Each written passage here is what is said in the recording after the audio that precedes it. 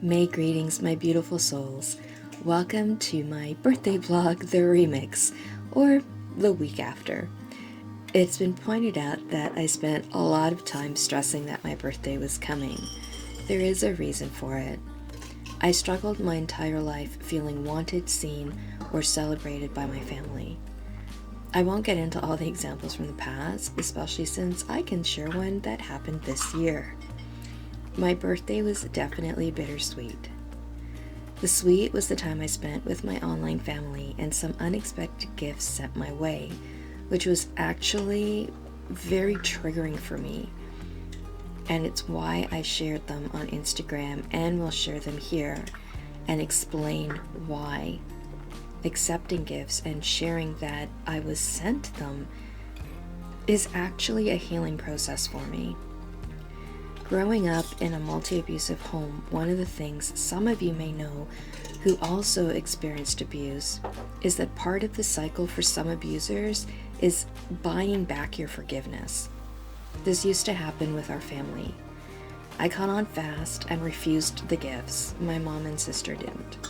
But for this reason, I actually get physically sick to my stomach and I go into sort of a fight or flight situation and will cry at the thought of someone offering me a gift. It terrifies me.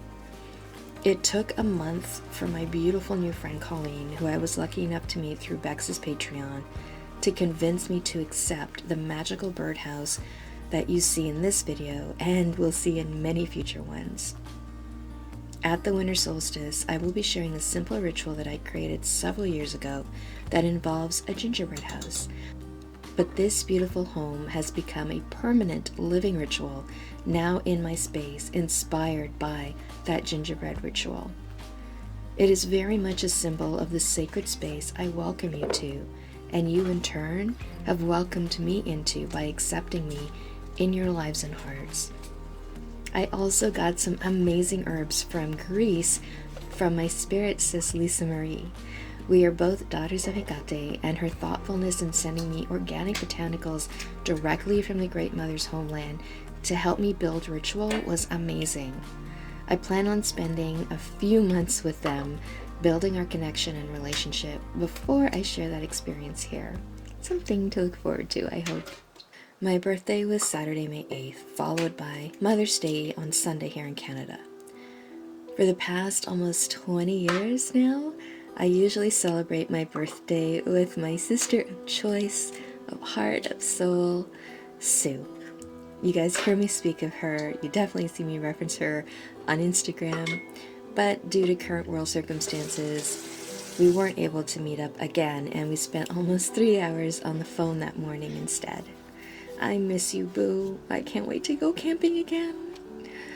Then I was also lucky enough to spend a few hours with my online family via Skype, members of both my Patreon and Bex's, who all came together to celebrate a life I sincerely never feel is worthy of celebrating, my own.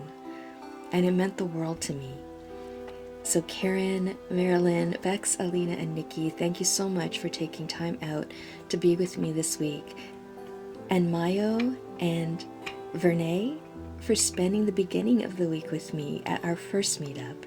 I really hope to do more live gatherings. It was so much fun putting faces to names and seeing all your beautiful smiling faces for real. I'm also thinking of maybe introducing a healing circle. It's very much in alignment with the way the channel's going and what my soul direction has always been. That might be open to everyone, so let me know your thoughts in the comments. Bex, Alina, and Nikki also somehow coordinated from Germany, Czechoslovakia, and the US to send me a birthday cake delivery, and it arrived during our live meetup, which was awesome. Bex remembered that I loved MasterChef Canada, and the cake was actually sent from a MasterChef contestant here in Ontario who runs a bakery. It was beyond considerate, and it did make me cry. I did a lot of crying this past week, both happy and not so happy tears. For over a week, I actually reached out to my sister and brother-in-law and stressed that if they wanted to come see Mom for Mother's Day, please do it on Mother's Day, which was Sunday, not on my birthday, as I had plans for the day, and that did include Mom and I going to pick up takeaway for my birthday dinner. And they'd agreed. But Friday, the night before my birthday, Michelle called Mom and told her they'd changed their plans and were coming Saturday instead. They planned to arrive around 4:30, right when we were supposed to leave for takeaway. And they planned to take Mom for a walk down by the waters for Mother's Day, but on my birthday. Mom told me the morning of my birthday. I was not surprised that they'd done this to me before, but it didn't stop the hurt and anger. So we fought on my birthday, ruining both it and subsequently the energy for Mother's Day for me and my mom. I, for once, put my foot down and I texted my sister and I told her that she can't keep changing plans without consideration for the rest of us and our plans. I was equally upset with Mom. When she told me in the morning, I asked her why she didn't tell Michelle no, we had plans for Kayla and she should stick with the original plans for Sunday. Mom's response was she didn't want to upset Michelle. And that's how it goes. So after ruining the day for me and Mom, they ended up coming on Sunday anyway, and then consoling Mom for the rotten child that I am for getting everybody upset. Guys, you know, it's always like this, and it was a lot easier when I lived on my own, because it would still happen, but I wasn't in it constantly. And I think what added insult to injury was, despite everything I ended up doing for Mom for Mother's Day, when I was in the kitchen getting lunch ready for Mom on Monday, and one of her friends called to find out how Mother's Day went, and I was right there in the kitchen with Mom, and she didn't mention me once.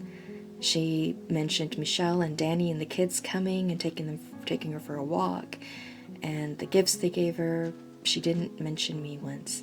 And these are the little things that I point out to Mom, that she doesn't consider me. I'm just not considered, and how hurtful that is for me. And I brought it up because she denies it when I, mention it in the future. She denies it. So I've gotten in the habit of mentioning it when it happens, hoping that she'll see it. But even if she sees it, it's not going to change. And I think that's the one struggle with me living here, is that on a daily basis, it's in my face how much more my mom values my sister in her life than she does me.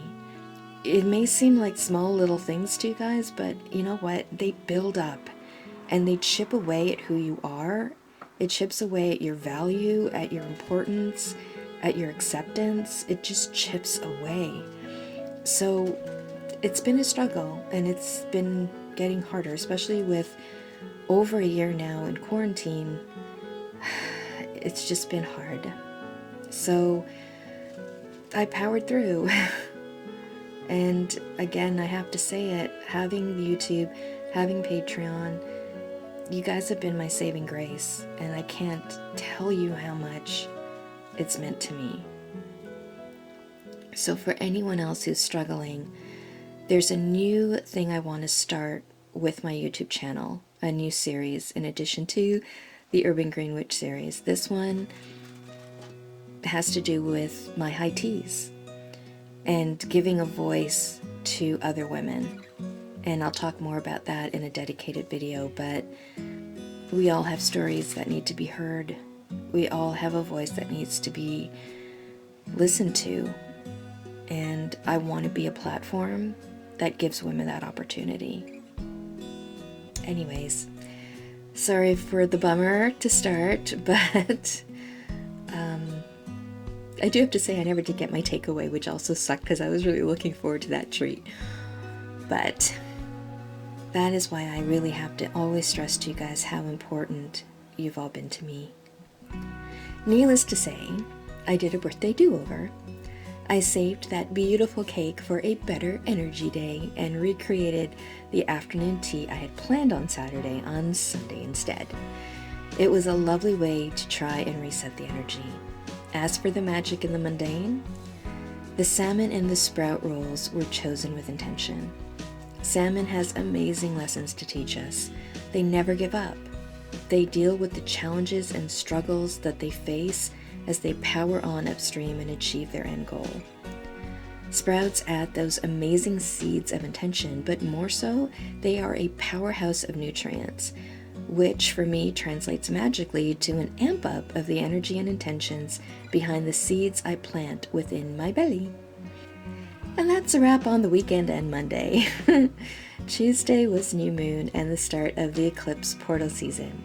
I had started tinctures that were supposed to be decanted in April, but I held off for a bit longer and decided to work under this new moon and portal energy. I don't follow Western astrology per se, but the new moon was in my sign of Taurus and I definitely work my own way with portal energy. Liminal space is where I feel at home, at peace, and empowered. You will see more on this in upcoming Urban Greenwich videos. Additional items were crafted, which I didn't film, but one did include a new tribe for my forget-me-nots. I began my journey with them last year and shared briefly on Instagram the amazing lessons they brought forward for me. We had a few of the flowers begin their ascent from the earth in the backyard, so I harvested a small amount to begin the journey for this year with a new supporting plant spirit tribe. One way that I connect with my plant crystal and animal spirits is through drumming. The process does many things, including align our frequencies. I refer to it as drumming our heartbeats together. It's also setting that intention for our relationship in place. Before and after drumming, I also care for the spirit of the drum by sharing prayers and breath of life and feeding it with infused oils. First, to awaken the sacred and call in the dear spirit for the journey work, and at the end of the session to feed her, for she's tired and worked hard to help us journey, and it's a form of gratitude. The week ended with a visit to the dentist for Mom. She left it for too long and the infection was getting too painful, so I waited in the hot-ass car and took a sneak peek at one of the books I treated myself to on my birthday. I do have problems receiving from others, but girl, I will treat myself. A MicroGreens Cookbook that I found, and I love it. And that is the beginning of the teasers for next week's vlog. I'm very much looking forward to the ritual setup of my grow station. Before I go, you may have noticed that my YouTube channel now reflects the name of my Instagram account, simply A Wayward Life, not A Wayward Witch's Life. Don't worry, the magic and ritual is always a part of my soul, but as I take the channel in a more holistic person, as in living a full life, mundane and magical direction, I wanted it, like my Instagram, to reflect all of this and allow individuals interested in perhaps just the healing, urban indoor gardening, and other life stuff to feel welcome as well. Just as I follow and get inspired from channels from all cultures, spiritual practices, and yes, religions, I truly hope to make this sacred space or sanctuary for anyone needing it. I do understand this may mean some of you who are more hardcore about your crafting may not find the channel as interesting anymore, and that's okay. But I do hope that you will pop by to see what I've been up to once in a while. To make things easier, generally speaking, the magic and the mundane will be in the vlogs. So there'll be a little bit of how I spent the week spiritually and ritually. Anything relating to or including spiritual work, directly or indirectly, I will use the hashtag Wayward Witch. So please follow that for videos that may be of interest. Otherwise, please join me at hashtag My Wayward Life. Till next time, I send much love and gratitude for being the light in my darkness this week. It's meant the world to me, and I hope through my video and chats, I'm able to do the same for you. Many blessings and much love.